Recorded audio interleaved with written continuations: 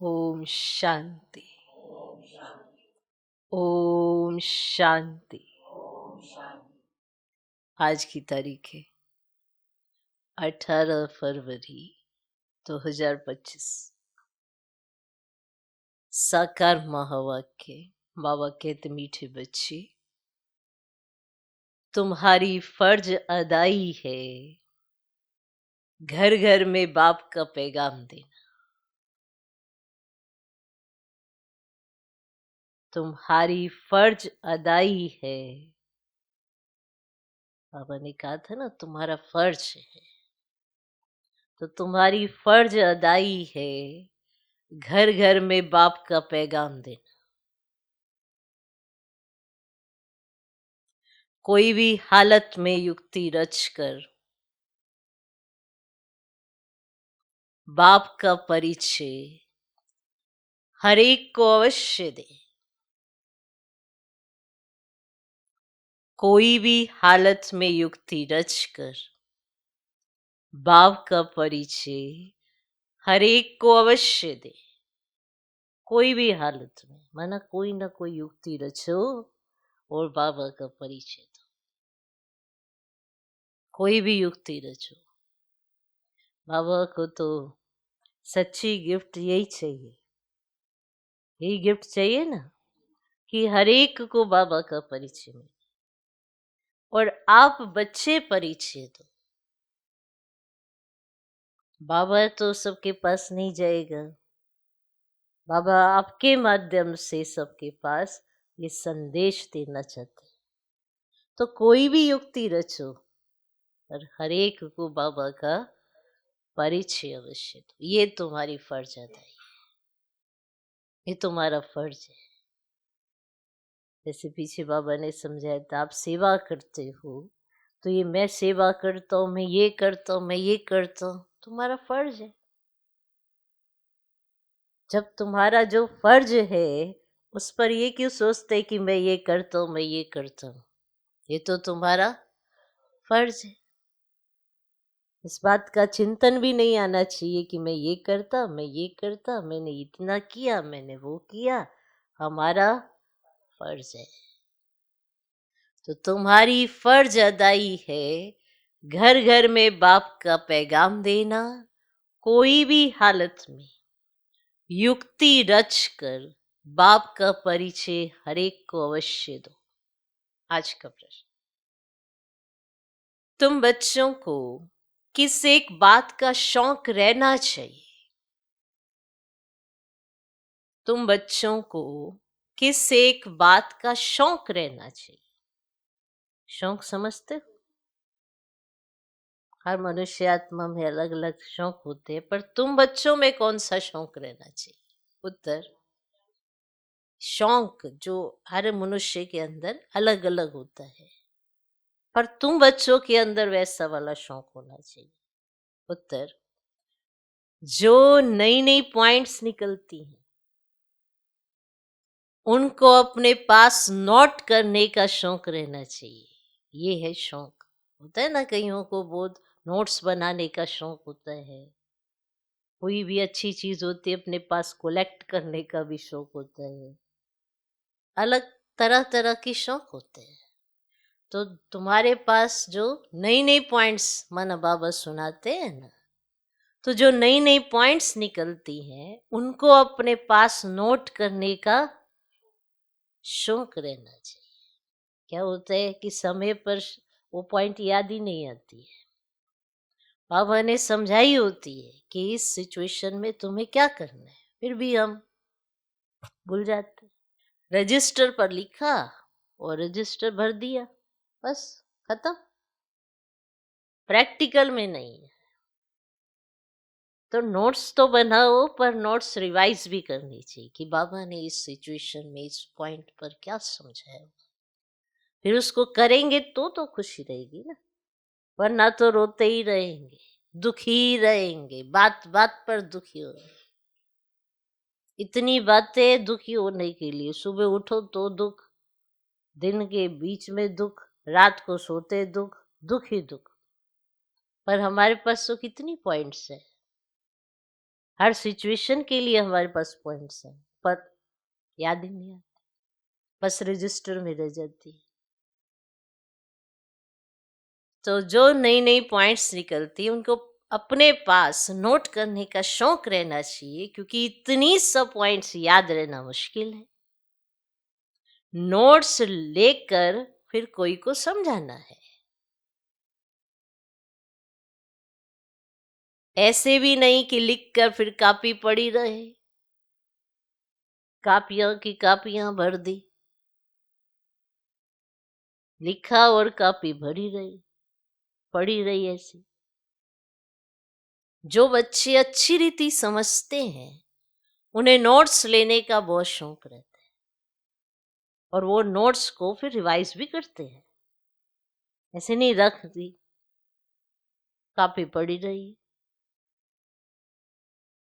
Notes तो हमारे लिए है ना, याद करके दूसरों को सुनाने के लिए, उनको समझाने के लिए। बहुत सारे पॉइंट्स बाबा ने दिए होते हैं। तो नोट्स लेने का शौक होना चाहिए, फिर उन्हें पढ़ना चाहिए। ये नहीं कि कॉपी ऐसी पड़ी रहे।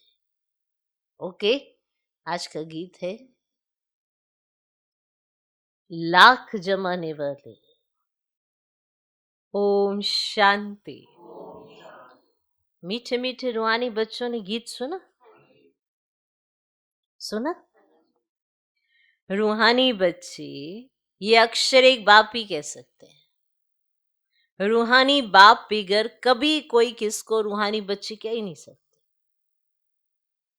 बच्चे जानते हैं सब रूहों का एक ही बाप, जानते हैं हम सब भाई भाई हैं, और गाते भी हैं ब्रदरहुड। फिर भी माया की प्रविष्ट ऐसी है, जो परमात्मा को सर्वव्यापी कह देते हैं तो फादरहुड हो जाता है। रावण राज्य पुरानी दुनिया में ही होता है, नई दुनिया में राम राज्य अथवा ईश्वरीय राज्य कहा जाता है। ये समझने की बात है।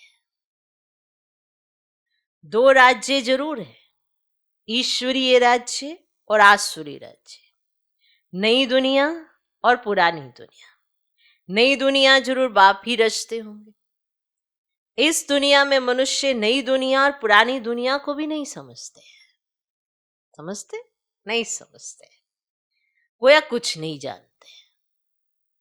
तुम भी कुछ नहीं जानते थे, बेसमझ थे। नई सुख की दुनिया कौन स्थापन करता है? फिर पुरानी दुनिया में दुख क्यों होता है? स्वर्ग से नर्क कैसे बनता है? कि किसको भी पता नहीं है। इन बातों को तो मनुष्य ही जानेंगे ना। देवताओं के चित्र भी हैं, तो जरूर आदि सनातन देवी देवताओं का राज्य था। इस समय नहीं है, तो यह है प्रजा का प्रजा पर राज्य। बाप भारत में ही आते।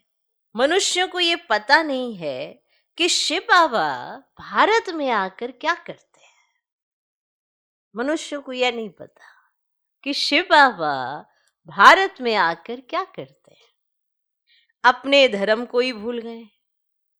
तुमको अब परिचय देना है त्रिमूर्ति और शिव बाप का।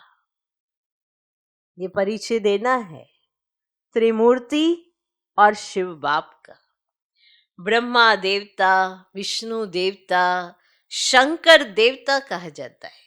फिर कहते हैं शिव परमात्माए नमः, है ना? अलग है ना, अलग है ना। ब्रह्मा देवता कहा, विष्णु देवता कहा, शंकर देवता कहा, और फिर कहा शिव परमात्माए नमः। तो तुम बच्चों को त्रिमूर्ति शिव का भी परिचय देना है। ठीक है, त्रिमूर्ति शिव का भी परिचय देना है। ऐसी ऐसी सर्विस करनी है। कोई भी हालत में बाप का परिचय सबको मिले तो बाप से वर्षा ले ले में। कोई भी हालत में बाबा का परिचय देना है ताकि वो बाप से वर्षा ले ले। तुम जानते हो हम अभी वर्षा ले रहे हैं, और भी बहुतों को वर्षा लेना है। हमारे ऊपर फर्ज अदाई है, फर्ज अदाई है घर घर में बाप का पैगाम देने की। घर घर में बाप का पैगाम देने। है ना फरजादाई। वास्तव में मैसेंजर एक बाप ही है। बाप अपना परिचय तुमको देते हैं, तुमको फिर औरों को बाप का परिचय देना है, बाप की नॉलेज देनी है। मुख्य है त्रिमूर्ति शिव, इनका ही कॉट ऑफ आर्म्स भी बनाया है। गवर्नमेंट इनका यथार्थ अर्थ नहीं समझती है, उसमें चक्र भी दिया है, चरखे मिसल, और उसमें फिर लिखा है सत्यमेव जयते। इनका अर्थ तो निकलता ही नहीं। अब यह तो संस्कृत अक्षर है क्या? अब बाप तो है ही ट्रुथ, वे जो समझाते हैं उससे तुम्हारी विजय होती है सारे विश्व पर। बाप कहते हैं मैं सच कहता हूं, तुम इस पढ़ाई से सच सच नारायण बन सकते हो। मैं सच कहता हूं क्योंकि हमें यही बात समझ आती है ना। तो बाबा की बात सुनो, वो सच कह रहे हैं और उनके अलावा कोई ट्रुथ तो है ही नहीं। और वही ये सच बात सुना रहे हैं कि इस पढ़ाई से सच सच नारायण बन सकते हो। और अगर हम इस पढ़ाई को ध्यान से पढ़ते हैं, जीवन में उतारते हैं, तो नारायण बन सकते। वो लोग क्या क्या अर्थ निकालते हैं वे भी उनसे पूछना चाहिए। बाबा तो अनेक प्रकार से समझाते हैं। जहां जहां मेला लगता है वहां नदियों पर भी जाकर समझाओ। पतित पावन गंगा तो हो नहीं सकती, नदियां सागर से निकली हैं, तो वह है पानी का सागर, उनसे पानी की नदियां निकलती हैं। ज्ञान सागर से ज्ञान की नदियां निकलेंगी, ज्ञान सागर से ज्ञान की नदियां निकलेंगी। तो माताओं में ये ज्ञान है। गौमुख पर जाते हैं, उनके मुख से पानी निकलता है, समझते ये गंगा का जल है। इतने पढ़े लिखे मनुष्य समझते नहीं कि यहां गंगा जल कहां से आएगा, ये कहां से निकलेगा। तो समझते ये गंगा का जल है। इसीलिए बाबा ने कहा इतने पढ़े लिखे मनुष्य समझते नहीं कि यहां गंगा जल कहां से निकलेगा। शास्त्रों में है कि बाण मारा और गंगा निकल आई, एक ही बाण मारा और गंगा निकल आई। अब यह तो है ज्ञान की बात है। ऐसे नहीं कि अर्जुन ने बाण मारा और गंगा निकल आई। कितना दूर दूर तीर्थों पर जाते हैं, कहते हैं शंकर की जटाओं से गंगा निकली, जिसमें स्नान करने से मनुष्य से परी बन जाते हैं। अब मनुष्य से देवता बन जाते, ये भी परी मिसल हुआ ना। मनुष्य जैसी उसकी सोच थी, अब वो दैवी गुणों से संपन्न सोच बनी, तो वो परी मिसल बने ना। अब तुम बच्चों को बाप का ही परिचय देना है, इसीलिए बाबा ने ये चित्र बनवाए हैं। त्रिमूर्ति शिव के चित्र में सारी नॉलेज है। सिर्फ उन्हों के त्रिमूर्ति के चित्र में नॉलेज देने वाले शिव का चित्र नहीं है ना। त्रिमूर्ति के चित्र में सारी नॉलेज है, कैसे स्थापना है, कैसे पालना है, कैसे विनाश का कार्य है। तो बाबा का परिचय सबको देना है, इसलिए बाबा ने ये ना चित्र बनवाए हैं। और त्रिमूर्ति जो शिव का चित्र है उसमें शिव बाबा का परिचय ही नहीं है, इसलिए उन्हों का जो त्रिमूर्ति का चित्र है ना उसमें शिव का चित्र नहीं है। तो नॉलेज देने वाले का चित्र होना चाहिए ना। तो अभी तुम त्रिमूर्ति शिव के चित्र पर समझाते हो। ऊपर है नॉलेज देने वाला, ब्रह्मा को उनसे नॉलेज मिलती है जो फिर फैलाते हैं। शिव बाबा से नॉलेज मिली ब्रह्मा बाबा को, तो फिर फैलाते हैं। इसको कहा जाता है ईश्वर के धर्म के स्थापना की मशीनरी। ईश्वर के धर्म के स्थापना की मशीनरी चालू है। ये देवी देवता धर्म बहुत सुख देने वाला है। तुम बच्चों को अपने सत्य धर्म की पहचान मिली है। तुम जानते हो हमको भगवान पढ़ाते, जानते हो? तुम कितना खुश होते होते हो? जिसको ये बार बार एहसास रहता है ना मुझे भगवान पढ़ाता है, वो खुश रहता है। कौन मुझको पढ़ा रहा है, कौन मेरे सम्मुख आया है, किससे मैं पढ़ रहा हूं, उसको खुशी होती है। बाप कहते तुम बच्चों की खुशी का पारावार नहीं होना चाहिए। तो जब आप बहुत खुश होते हो तो देखना आपका चेहरा कितना अच्छा होता है। एहसास नहीं है ना कि मिला क्या है, बार बार घड़ी घड़ी भूल जाते हैं। बाप कहते तुम बच्चों की खुशी का पारावार नहीं होना चाहिए, क्योंकि तुम्हें पढ़ाने वाला स्वयं भगवान है। भगवान तो निराकार शिव है, ना कि श्री कृष्ण। बाप बैठ समझाते हैं सर्व का सदगति दाता एक है। सदगति सत्युग को कहा जाता है, दुर्गति कलयुग को कहा जाता है। नई दुनिया को नई, पुरानी को पुरानी ही कहेंगे। तो मनुष्य समझते हैं अभी पुरानी दुनिया को 40,000 वर्ष और चाहिए। 40,000, ये देखो थोड़े वर्षों के अंदर क्या हालत हो गई है। जरा से अभी कुछ होता है भगदड़ हो जाती, एक भागा दूसरा उसके पीछे भागा और इतने में ही सब कुछ हो जाता है। कितना दर्दनाक होता है। वैसे ही चल रहे आराम से, और अचानक से कोई भागता भागता गिरा और अचानक से ही फिर सब कुछ ऊपर नीचे हो जाता। ये ज्यादा संख्या होने के कारण हो रहा है ना, ये ज्यादा संख्या होने का। तो 40,000 का रिकॉर्ड अगर देखें तो क्या हाल होगा। वैसे तो 40,000 कभी होते ही नहीं, कल्प ही 5,000 वर्ष का है। मनुष्य समझते अभी दुनिया को पुराना होने में 40,000 वर्ष चाहिए। कितना मूझ पड़े हैं। सिवाय बाप के इन बातों को कोई समझा ना सके। बाबा कहते हैं मैं तुम बच्चों को राज्य भाग्य दे ताकि सबको घर ले जाता हूँ। तुमको कहता लो ये एंजॉय करो, चलो तुमने बड़ी मेहनत करी है, बड़ा कुछ देखा है, अब ये लो राज्य भाग्य, बाकी को मैं ले जाता हूँ, खाली हो जाएगा सब कुछ, ना कोई भगदड़ होगी ना कुछ ऐसा। ठीक है ना, ले जाता हूँ। कितना कार्य करता है बाबा। पर उनको ही राज्य भाग्य देता हूँ ना जो मेरी मत पर चलते हैं, वे देवता बन जाते हैं। बाबा ने कुछ कहा, हमने वैसा ही किया, वैसा ही करते रहे, तो नेचुरली आपको ऑटोमेटिकली खुशी होगी कि बाबा ऐसा कहते हैं तो मैंने वैसा ही किया। ना मेरी मैं, ना कुछ ऐसा, ना कुछ देवाभिमान, कुछ नहीं आता। तो उनको मिलेगा राज्य भाग्य और बाकी को बाबा ले जाएगा, चलो यहाँ। तो बाबा कहते मैं तुम बच्चों को राज्य भाग्य दे, बाकी सबको घर ले जाता हूँ। जो मेरी मत पर चलते हैं वे देवता बन जाते हैं। इन बातों को तुम बच्चे ही जानते हो, नया कोई क्या समझेगा। जो नया कोई अगर बैठ गया तो वो क्या समझेगा। तो मालियों का कर्तव्य है बगीचा लगा कर तैयार करना, तो मालियों का कर्तव्य है।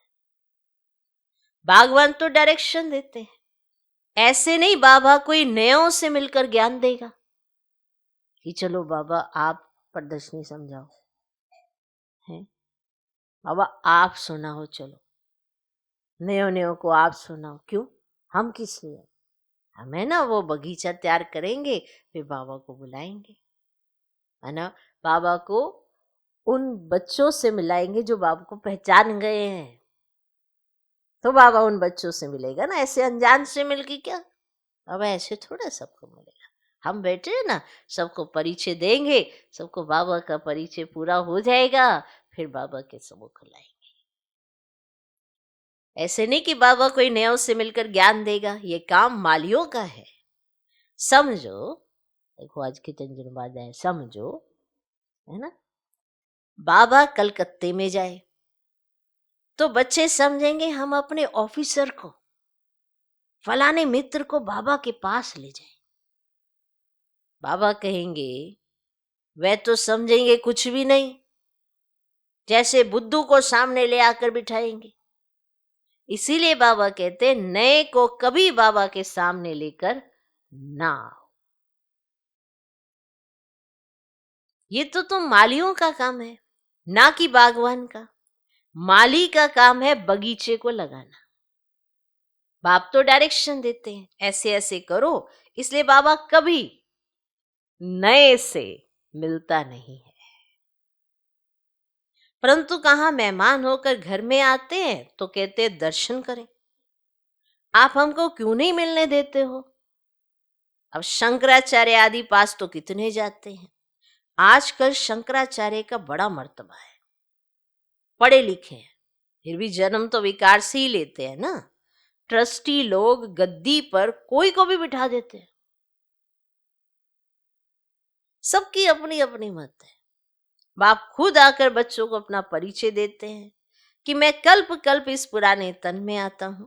ये भी अपने जन्मों को नहीं जानते हैं। शास्त्रों में तो कल्प की आयु लाखों वर्ष लगा दी है। मनुष्य तो इतने जन्म ले ही नहीं सकते, फिर जानवर आदि की भी योनियां मिलाकर 84 लाख बना दी हैं। तो मनुष्य तो जो सुनते हैं ना वह सत सत कहते रहते हैं, और शास्त्रों में तो सब है भक्ति मार्ग की बातें। कलकत्ते में देवियों की बहुत शोभावान सुंदर मूर्तियां बनाते हैं, सजाते हैं, फिर उनको डुबो देते हैं। तो यह भी गुडियों की पूजा करने वाले बेबीज ही ठहरे, बिल्कुल इनोसेंट। तुम जानते हो यह है नर्क, और स्वर्ग में तो अथाह सुख थे।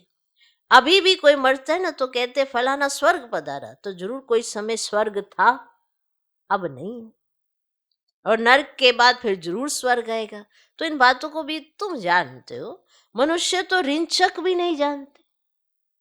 तो नया कोई बाबा के सामने बैठ क्या करेंगे। इसीलिए माली चाहिए जो पूरी परवरिश करे। तैयार करना किसी को बाबा का पूरा, जैसे कहते पक्का बच्चा बनाना मेहनत लगती है, ऐसा माली चाहिए जो पूरी परवरिश करे। यहां तो माली भी ढेर के ढेर चाहिए। अब मेडिकल कॉलेज में कोई नया जाकर बैठे तो समझेगा कुछ भी नहीं, ये कॉलेज भी है नहीं। तो बाप कहते मैं आया हूं सबको पावन बनाने, मुझे याद करो तो पावन बन जाएंगे। इस समय सब है तमो प्रधान आत्मा है। तब तो कह देते आत्मा सो परमात्मा, सब में परमात्मा है। तो बाप थोड़ी बैठा है सो से माथा मारेगा। माना जो सामने से ये कह रहे सब में परमात्मा है और ऐसे के सामने बाबा, तो बाबा फिर ऐसे से थोड़ा ही माथा मारेगा। ये तो तुम मालियों का काम है, कांटों को फूल बनाना। क्या समझ में? आपका कार्य है ना, ये आपका फर्ज है ना। ये थोड़ा कि बाबा के सामने ले जाते हैं, बाबा उसको ऐसी दृष्टि देंगे वो बाबा का बन जाएगा। तो बाबा आया है, बाबा का हमको बच्चों को बनाना है, ये हमारा कार्य है, ना कि बाबा का कार्य है। ले आओ बाबा के सामने बिठा दो, हाँ, और वो उसको बाबा का समझ में आ जाएगा, कुछ समझ नहीं आएगा। तो बाप थोड़ी बैठ ऐसो से माथा मारेंगे। ये तो मालियों का काम है, कांटों को फूल बनाना। तुम जानते हो भक्ति है रात, ज्ञान है दिन। गाया भी जाता है ब्रह्मा का दिन ब्रह्मा की रात, गाया जाता है ना। प्रजापिता ब्रह्मा के तो जरूर बच्चे भी होंगे ना। कोई को इतना भी अक्ल नहीं जो पूछे कि इतने ब्रह्मा कुमार कुमारियां हैं, इनका ब्रह्मा कौन है। अरे प्रजापिता ब्रह्मा तो मशहूर है, उन द्वारा ही तो ब्राह्मण धर्म स्थापन होता है। अब कहते भी है ब्रह्मा देवताए नमः। बाप तुम बच्चों को ब्राह्मण बनाए फिर देवता बनाते हैं। जो नई नई पॉइंट्स निकलती है ना, उनको अपने पास नोट करने का शौक बच्चों में रहना चाहिए। ये बच्चों में शौक होना चाहिए। जो बच्चे अच्छी रीति समझते हैं उन्हें नोट्स लेने का बहुत शौक रहता है। नोट्स लेना अच्छा है, क्योंकि इतनी सब पॉइंट्स याद रहना मुश्किल है। नोट्स लेकर फिर कोई को समझाना है, ऐसे नहीं कि लिखकर फिर कॉपी पड़ी रहे। नई नई पॉइंट्स मिलती रहती हैं तो पुरानी पॉइंट्स की कॉपियां पड़ी रहती हैं। तो स्कूल में भी पढ़ते जाएंगे, पहले दर्जे वाली किताब पड़ी रहती है। जब तुम समझाते हो तो पिछाड़ी में यह समझाओ कि मन मना भाव। तो बाप को और सृष्टि चक्र को याद करो। मुख्य बात है मामिक कम याद करो, इसको ही योग अग्नि कहा जाता है। भगवान है ज्ञान का सागर, मनुष्य है शास्त्रों का सागर। तो बाप कोई शास्त्र नहीं सुनाते हैं, वह भी शास्त्र सुनाए तो बाकी भगवान और मनुष्य में फर्क ही क्या रहा। बाप कहते इन भक्ति मार्ग के शास्त्रों का सार मैं तुमको समझाता हूं। वे मुरली बजाने वाले सर्प को पकड़ते हैं तो उनके दांत निकाल देते हैं। उस सर्प को पकड़ते हैं, उसके दांत निकाल देते हैं। तो बाप भी ना विष पिलाना तुमसे छुड़ा देते हैं। इसी विष से ही मनुष्य पतित बने।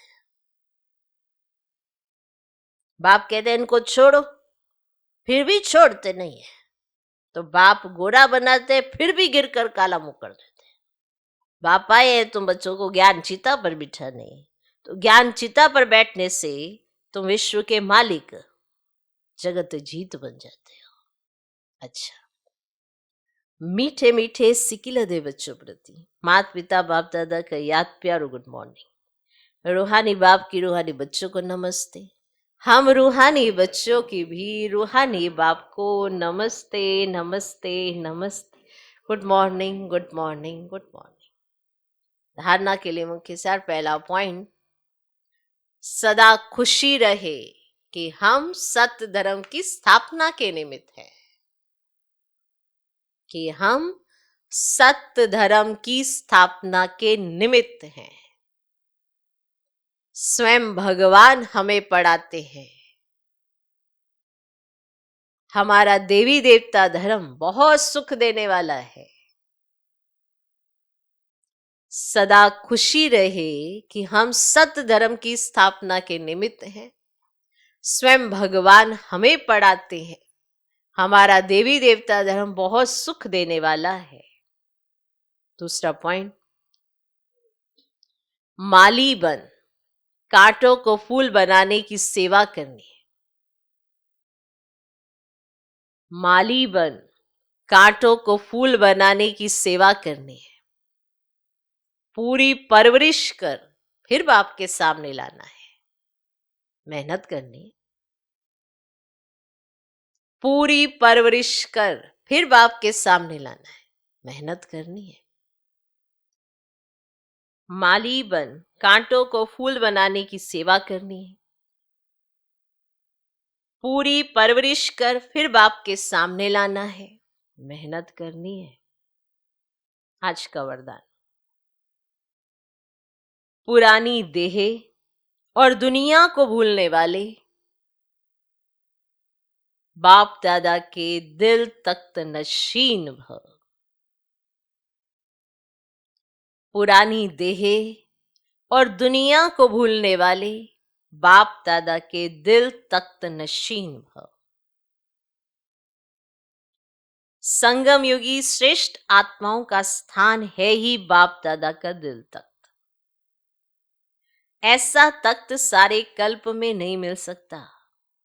विश्व के राज्य का व स्टेट के राज्य का तख्त तो मिलता रहेगा, लेकिन यह तख्त नहीं मिलेगा।